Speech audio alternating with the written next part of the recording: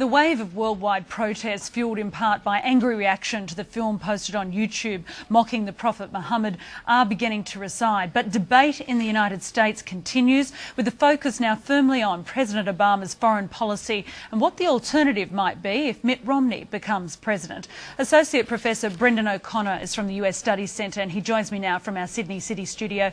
Brendon O'Connor, thanks very much for talking to us today. Now, these protests may be subsiding, but the discussion will continue. This has really put the foreign policy back into the heart of the US debate ahead of the election, hasn't it? Well, probably for a week or so. I mean, the economy will, I think, continue to be the biggest issue. These questions about Mitt Romney's response to this attack on the American embassies and also on the American ambassador in Libya and his death have raised this continuous question of, is Mitt Romney really up for the job, making it maybe a referendum in November about Mitt Romney rather than the economy, which is probably what Obama would like the election to be about. I think foreign policy will boil in the background because the events in Iran are, of course, very important, but I don't think it will overtake the economy. The economy will be the dominant issue on how this election is decided.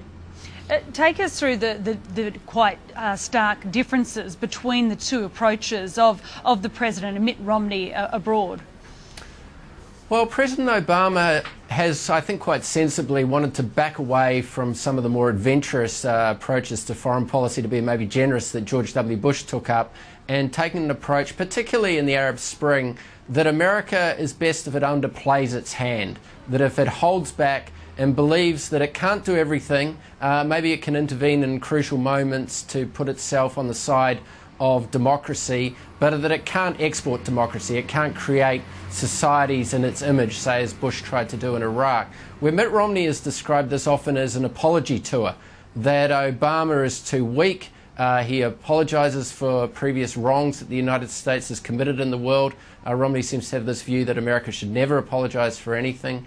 And Romney has wanted to get the traditional Republican position on foreign policy, which is to be very hard line and to be favoured by the American people, where it's quite strange that Obama is in fact favoured by the American people quite considerably on foreign policy, and that's quite unusual for a Democrat. Democrats usually struggle on foreign policy issues because they're constantly described as being weak, as vacillating, as having overly complex ideas, where Republicans tend to, in say the mode of Ronald Reagan, take America is great, end of story. What we're doing in the world is taking a strong line, and that's what we need to do. And of course the President advocates cuts to defence spending, doesn't he? But Mitt Romney wants to increase it quite dramatically.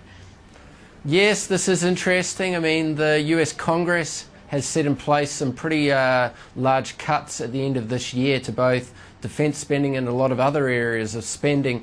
If Americans are serious about their deficit, their federal deficit, they have to cut their defence. I mean, the Pentagon recognises this. It's just some pork-barrelling projects in the Congress are still supported. Romney, though, has taken the other position that he needs to be so much like Ronald Reagan, that he needs to increase spending, even though the Defence Department, those who aren't particularly politically aligned to Obama, are saying cuts can be dealt with. So it really is just an image positioning, I think, with Romney, of suggesting that he's the hard man on all fronts. Brendon O'Connor, I do thank you very much for your time on Newsday. Thanks for your insight.